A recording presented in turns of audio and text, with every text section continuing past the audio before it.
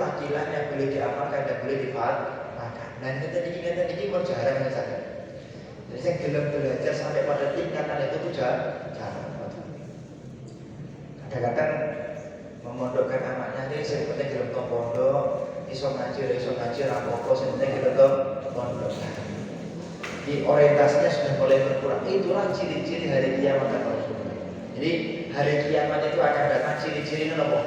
Uang yang saya berebut menghafalkan Quran tapi jarang saya belajar ilmu agama. Ilmu agama ya fikih, ilmu bayar, kawafi, asbabun nuzul dan seterusnya. Terus apa namanya? Saya ingin ceramah kakak ini. Makanya monggo mas-mas mbak terutama para santri sasa boleh mondok ke masjid agung niki nak sakit mondok melih mondok nggih kemudian kita kesannya boten tidak terkena salah satu sabda Rasulullah. Jadi bersyukur bar Quran bil Soib 30 juz ya sat ayat supi itu boten nggih sat ayat supi asyara yang supi ngaten at-arta asyara supi masih ada di atasnya masih panjang umurnya macam ini. Wa qala sallallahu alaihi wasallam bainal 'alim wal 'abid mi'atu darajatin baina kulli darajataini qudrul jawad al-mutmaru 70 sana.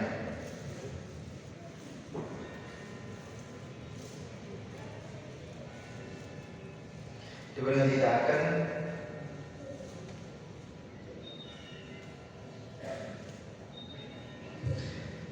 jadi bandingannya orang alim dibandingkan orang bodoh itu derajatnya sejauh 70 derajat. 70 adalah langit bumi 70 derajat. Ayu amal afdal wa qala al-ilmu billahi azza wa jalla. Nabi nanti dibuat peti Nabi kinten-kinten amal nopo sing paling sae. Nabi ketika al-ilmu azza wa jalla. Sing paling apik niku nggih belajar ilmu ya Allah Subhanahu wa taala. Faqila ayyul ulama ayyul turid. Kanjeng Nabi kinten-kinten ayyul ilmu turid. Faqila lahu nas'alu 'anil amal wa yatujibu 'anil amal fa qala inna qawla ilmi amal yanfa'u ma'al ilmi billahi wa inna katsiral ilmi la yanfa'u ma'al jahli billah. Kanjeng Nabi terus ketika Kanjeng Nabi kenapa kita harus belajar? Dia tidak akan sesungguhnya sedikit amal yang didasari ilmu itu lebih mulia daripada banyaknya amal yang tidak didasari dengan ilmu. Makanya pentingnya dengan belajar ilmu. Oh, awake dhewe kudu salate bener. Ya, zakat ikut kedah benar. Makanya Masjid Agung Kota Surakarta dan pengajian Fathul Mu'in Jumat pagi niko tujuannya kesane jamaah paham masalah ilmu fikih. Jadi belajar. Ya, sedekah sithik nggih 1000 rupiah niku luwih sale tinimbang jenengan sedekah 1 juta tapi tidak didasari dengan ilmu. 1000 rupiah sing jenengan pirsa dalilipun oh dalil sedekah niki hadis niki luwih sae daripada jenengan sedekah 1 juta tanpa ilmu. Makanya perlu pentingipun ngaji nanti. Wa qala sallallahu alaihi wasallam ya ba'asullah subhanahu wa ta'ala al-ubbad yawmal qiyamati thumma yab'asul ulama thumma yaqulu ya ma'syar ulama inni lam adha ilmi fikum illa li'ilmi fikum wa lam adha ilmi fikum li'u'adzibakum idhadu faqad ghafartu lakum. Besok di hari kiamat mas besok di hari kiamat Allah itu akan menyeru para ulama-ulamaku, ketahuilah bahwasanya aku tidak menaruh ilmuku kecuali kepada kalian. Maka wahai orang-orang yang mau belajar ilmu di dunia, pergilah kalian. Maka sesungguhnya Allah telah memaafkan semua dosa kalian. Pergilah kalian, maka sesungguhnya Allah telah memaafkan dosa kalian. Jadi insyaallah hati panjenengan dipenuhi dengan ilmu, hati panjenengan dipenuhi dengan ngaji, Qur'ane nggih ranyah, Qur'ane nggih sae, kita punya sae maka panjenengan dimuliakan oleh Allah Subhanahu wa taala. Nas'alullah ta'ala husnul khotimah. Tahrusul mal wal ilm hakimun wal mal mahkumun alaihi. Nah, misalnya disuruh pilih mana antara ilmu dan amal, ilmu dan harta, maka pilih ilmu. Ilmu itu menjaga panjenengan, sedangkan jenengan kalau jenengan milih harta, jenengan harus membela harta kelak di hari kiamat. Maka pilih ilmu, masya Allah. Wal malu tanqusul nafaqah wal ilm yazku bil infaq. Masya Allah. Kalau harta akan habis kalau jenengan infakkan, kalau jenengan belanjakan.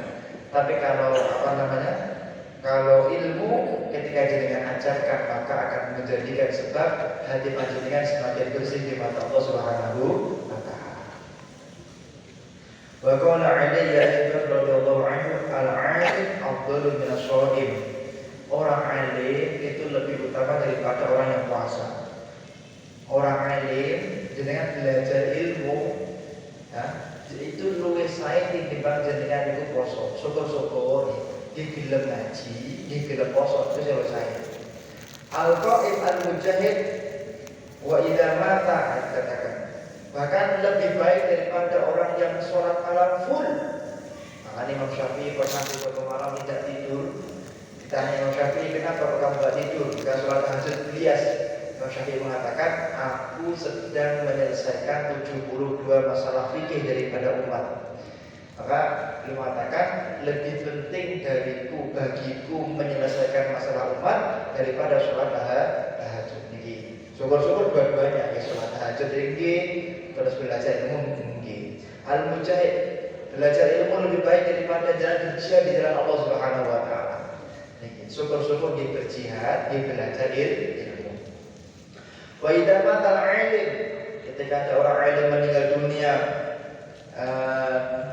ketika ada orang alim meninggal dunia, sulima fil Islam sulmatan la yasudduha illa khalfahu. Dikatakan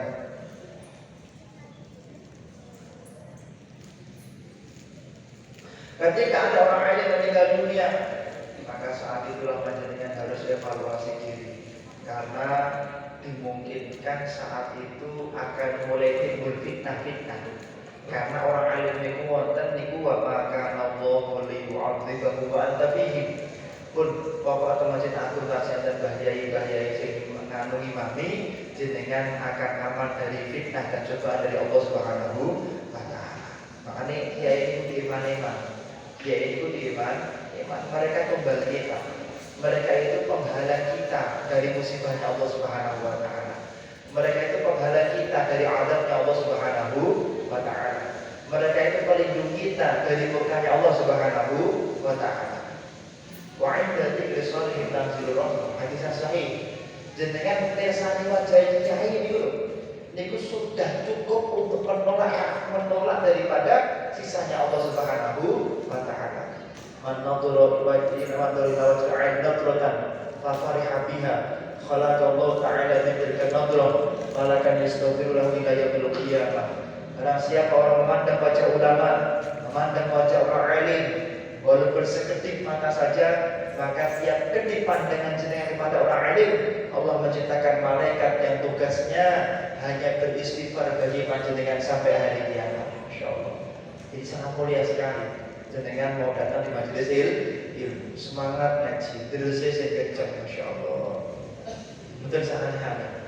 Kalau dulu nasihati anak-anak santri tentang mau ayat begini, karena suasana. Saya ditanya sampai punya waktu berapa jam? 24 jam Pak. Oh iya, 24 jam. Sekolah esok berapa jam? Oh, 5,5 jam. Oke, berarti masih 19,5 jam. Oke, jamaah berapa jam? Oh, berarti kira-kira sholat jamaah butuh waktu 1 jam. Oke, berarti 18 jam. Makan 1 jam, tidur 6 jam, berarti masih 13 jam. Istirahat oke lah 4 jam. Aku kongkong-kongkong, oke. Masih ada waktu 8 jam. Oke, 8 jam ini gimana? Misalnya 8 jam, sak jam ini diinggap dari sak konco, berarti sedikit sampai angsat 8 konco, 8 kaca. Kalau saya 8 kaca, maka 1 bulan bisa dapat sekitar 5 juz. Masya Allah. Ini gini. Nah selama ini kemana sampai anak-anak santri sebenarnya? Selama ini kemana? 2 tahun pondok dapat 15 juz. Kemana saja kalian? Ngapain saja? Maksiat setiap hari. Nah, ini. Makanya manajemen waktu itu harus benar-benar bagus. Apalagi ketika masih di pondok besar sampai. Jangan sampai memikirkan sesuatu di luar daripada program. Al-istighfar bi ghairil maqsud, i'radun 'anil maksud. Menyibukkan diri pada bukan tujuan utama akan menjadikan gagalnya tujuan utama. Fokusnya belajar ilmu ya ilmu. Anak-anak di Pondok Karangasem juga sama, juga sama. Kamu Safinatul Najah berapa halaman? Oke, Safinatul Najah ada 60 halaman, cetakan yang kita pakai. Jurumnya ada 15 halaman, 60 tambah 15, 75 halaman. Oke, sehari punya waktu berapa jam? Nah, mereka nggak sekolah. Oh, berarti punya waktu sekitar 12 jam kosong. Ya, 1 hari 12 halaman. 1 hari paling nggak 12 halaman. Sehingga 1 bulan bisa selesai jurumnya dan ini dihafalkan. Mungkin. Jadi kalau kita pakai manajemen waktu, tidak ada yang rugi. Tapi kalau kita pakainya manajemen rata-rata orang hafal Quran itu 5 tahun atau 3 tahun santai, ampun. Sekarang setelah itu masih ada ilmu yang lain ini. Karena jenengan itu ditunggu menjadi pada kiprahnya di dalam meneruskan perjuangan para ulama. Jangan banyak bermain. Abdul Karim Lirboyo itu ketika di kamar mandi beliau badannya di kamar mandi, tangannya ke atas begini pegang alfiyah. Maka setiap 1 kali mandi beliau dapat 26 hafalan alfiyah. Maka dalam waktu tidak lama, nggak ada sebulan beliau sudah hafal kitab alfiyah. Kenapa? Mandi pun dihafalkan kitab alfiyah. Baca Zuli Usman pelosok. Beliau perjalanan dari Indonesia menuju ke Mekah bawa kitab Uhudul Jum'ah 1007 atau 800. Sampai ke perjalanan itu sudah hafal kitab Uhudul Jum'ah yang 1007. Karena waktunya nggak ada yang nganggur. Waktunya selalu bersama dengan ilmu. Maulana Habib Umar bin Muhammad bin Salim bin Hafid, Habib Umar dari bandara Jakarta ke Solo menuju ke Jeddah. Semua melihat beliau tidak pernah tangannya lepas daripada kita. Selalu baca ini. Tidak ada waktunya tidak berguna. Beliau panjenengan ibu Syekh Muhammad bin Ali Ba'atiyah dari mana itu? Dari Python menuju ke Al-Bahjah Cirebon. Di mobil baca kitab Minhaj khatam. Kalau kita mahali khatam. Tidak ada waktu yang kosong. Jadi kalau pengen sukses, pengen berkah ilmunya ya tiru para ulama-ulama yang Allah Subhanahu wa Ta'ala. Jangan tiru yang lain. Kalau pengen berkah ilmunya jangan tiru yang lain, tiru ulama-ulama yang Allah Subhanahu wa Ta'ala. Maka para ulama telah aturakan sekitar 3 bulan yang lalu, mulutnya mereka itu di kamar mandi selalu ada batunya.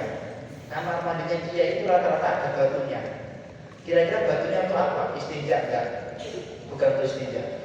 Batunya dipakai untuk ganjil mulutnya karena seringnya berzikir kepada Allah, takutnya nanti kalau di kamar mandi mulutnya nggak terkontrol berzikir sendiri.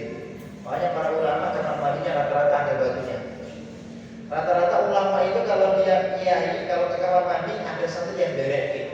Satu yang berekin itu tugasnya apa? Apakah bawakan pakainya? La hadza laisa min adadil ulama. Ini bukan kebiasaan ulama. Mereka bawa santri suruh duduk di depan, baca kitab dengan suara keras. Bismillahirrahmanirrahim. Al-mautu anhu arba'ud dunya. Ahassa bidalakihi wa tahrusuhu. Kenapa? Karena walaupun di kamar mandi sang kiai tidak mau 1 detik pun waktu yang tidak bersama dengan ilmu. Ini kebiasaan para kiai, para ulama. Para kiai, para ulama. Enggak ada waktu lagi. Enggak ada waktu lagi untuk bermain. Makanya terjadi kitab ini dikatakan meninggalnya seorang ulama hancurnya dunia. Matinya seorang ulama fitnahnya dunia. Meninggalnya seorang ulama tanda Allah akan mudah memberikan azab kepada suatu kaum. Makanya mas-mas mbak-mbak yang muda-muda yang fokus belajar ilmu agama ini harus benar-benar semangat. Jangan lama-lama. Mondok itu prinsipnya jangan betah. Kalau mondok betah bahaya itu. Pokoknya kalau mondok betah itu berarti kecelakaan yang luar biasa. Terus dan bilang buka betah itu yang di mondok dan khatam dan untuk sangat. Terus tidak mudah melihat kitab itu prinsipnya mudah harus seperti itu. Imam Syafi'i, Masya Allah, Beliau ketika mondok di tempatnya Imam Malik bin Anas, beliau bagaimana nih saya cepat, ya cepat. Maka di perjalanan dari kota Mekah menuju ke kota Madinah menuju ke kota Mekah, beliau sambil berjalan karena waktunya nggak mau hilang sambil menghafalkan kitab Al-Muwatta. Maka dalam perjalanan itu sampai ke kota Madinah, ke kota Mekah, beliau hafal 10.000 hadis, yaitu kitab Al-Muwatta. Kenapa? Karena harus segera belajar ilmu, segera menyelesaikan ilmunya Allah Subhanahu wa Ta'ala. Daripada nganggur sore-sore gitu Quran, daripada malam-malam nganggur gitu Quran, daripada apa jenenge antri maaf nganggur gitu Quran. Nah, sekedar paten. Lalu nak jadi santri harus punya paten. Jadi misalnya si A ini paham, si B suruh baca Quran. Jadi si A ketika makan sambil mendengarkan murotal. Kemudian ketika si B makan, si A gantinya baca kitab. Jadi ketika B makan, waktunya nggak tersia-sia. Waktunya itu bersama dengan ilmu terus. Itu adalah kebiasaan para ulama yang Allah Subhanahu wa Ta'ala. Bismillahirrahmanirrahim. Dan saya kira santri-santri atau masyarakat di zaman sekarang masih semangat begitu, masya Allah. Waqala radhiyallahu anhu, waqala radhiyallahu ta'ala anhu nadman. Dan saat ini kita apa? Nabi Tomondo akan pameran sedikit izin, astagfirullah. Bapaknya sakit sedikit izin, astagfirullah. Laki ngeluh sedikit izin, astagfirullah. Kakeknya meninggal dunia izin, astagfirullah. Apa namanya, kalau suka izin ya nanti gak selesai ilmunya, ngambil. Nah, kecuali kalau misalnya benar-benar gak bisa ya izin benar-benar. Mal fakhru illa li ahli ilmi innahum 'alal huda liman istahada adillah. Wa qala Abul Aswad alaysa syai'un 'azim min al-'ilm al-muluk hukamun 'alan nas wa ulama hukamun 'alal muluk. Imam Abul Aswad ad-Du'ali, siapa dia? Penemu kitab Nahwu atau pengusul terciptanya kitab Nahwu, dikatakan bahwasanya tidak ada yang lebih mulia daripada ilmu, tidak ada yang lebih agung daripada keagungan ilmu. Dikatakan di dalam kitab ini dikatakan ilmu itu pemerintah itu menghakimi para manusia, sedangkan ulama menjadi hakimnya para pemerintah. Seperti itu. Jadi harusnya kalau suatu negara pengen maju, Bang Ghazali, negara pengen maju, kota pengen maju, kota pengen berkah, maka jangan tinggalkan ulama. Kalau sudah pemerintah meninggalkan ulama, maka jangan harapkan mendapatkan berkah dari Allah Subhanahu wa Ta'ala.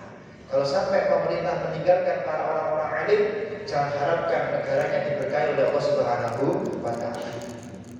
Wa qala Ibnu Abbas radhiyallahu anhu, khairu Sulaiman bin Dawud alaihi wasallam bainal ilmi khayyara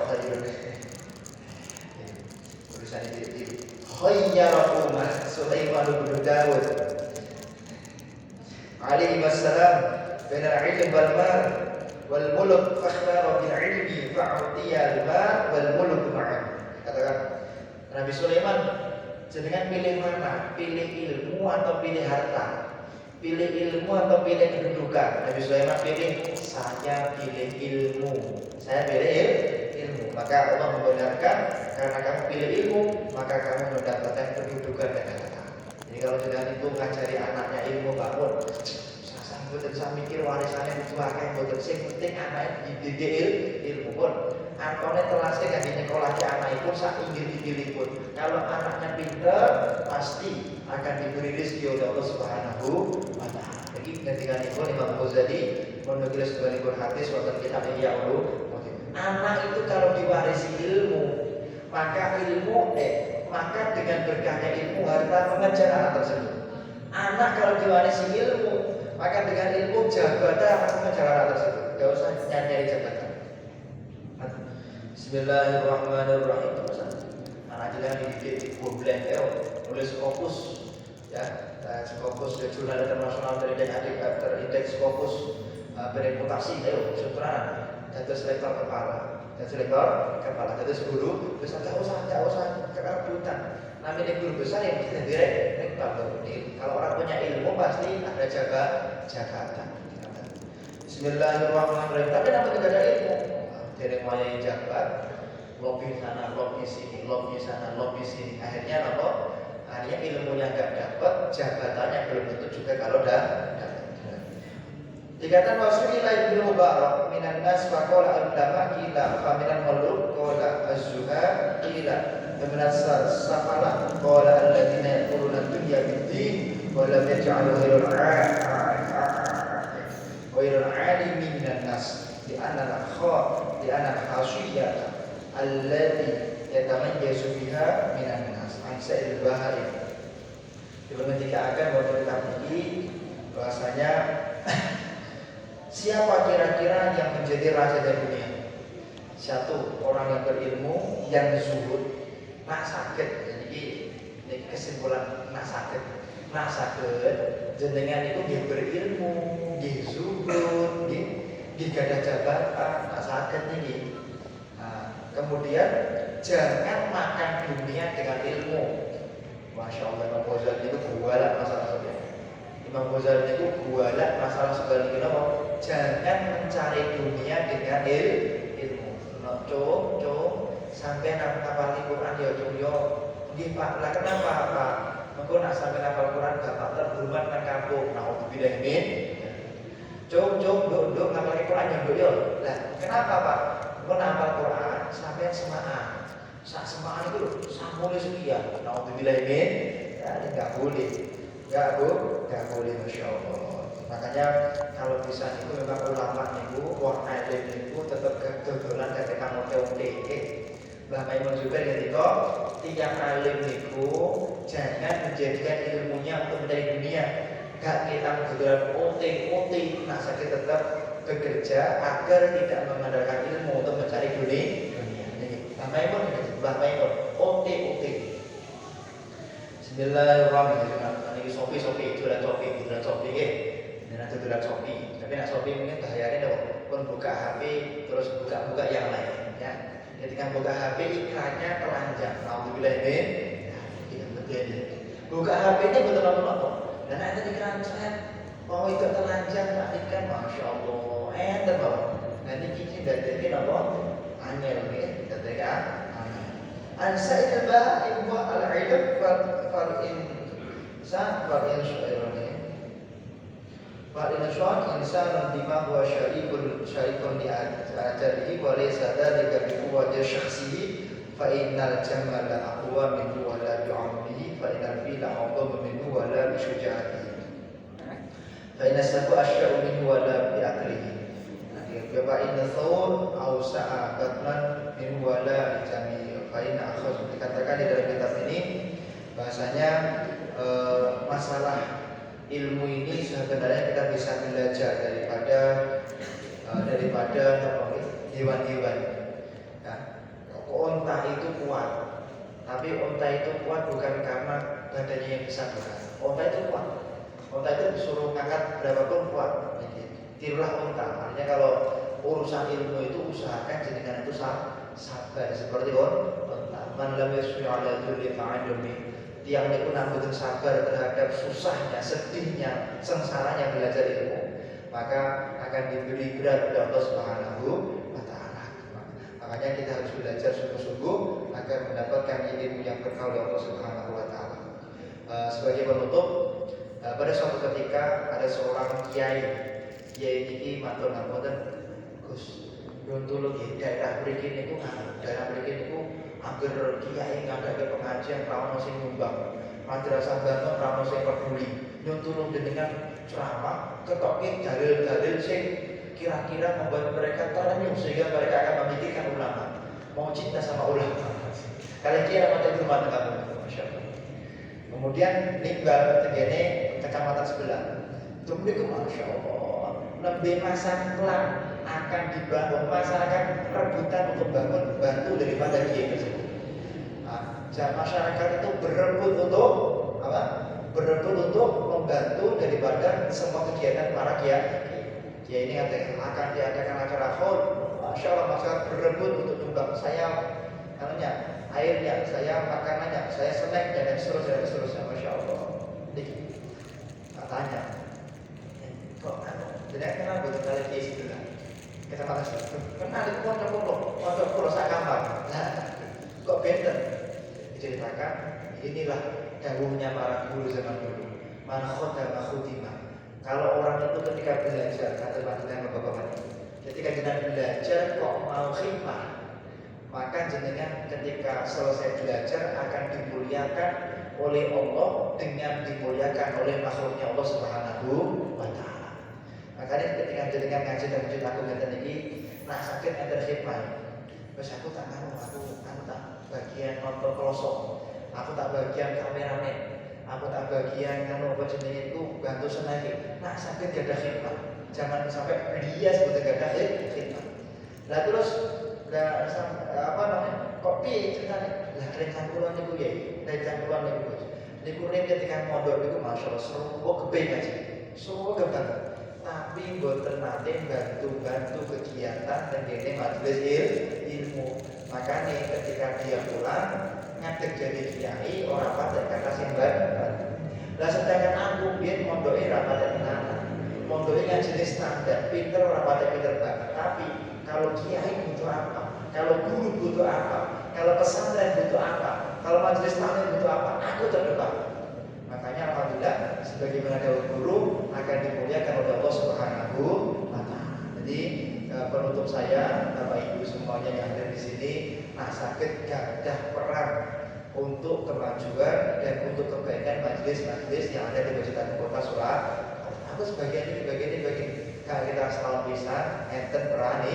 Nah itu mugi-mugi manfaat, mugi-mugi barokah ala hadhihi niyah wa likulli niyatin shalihah wa adaman wa sallallahu alaihi ila hadratin Nabi Mustafa Muhammadin sallallahu alaihi wasallam. Bismillahirrahmanirrahim. Allahu akbar.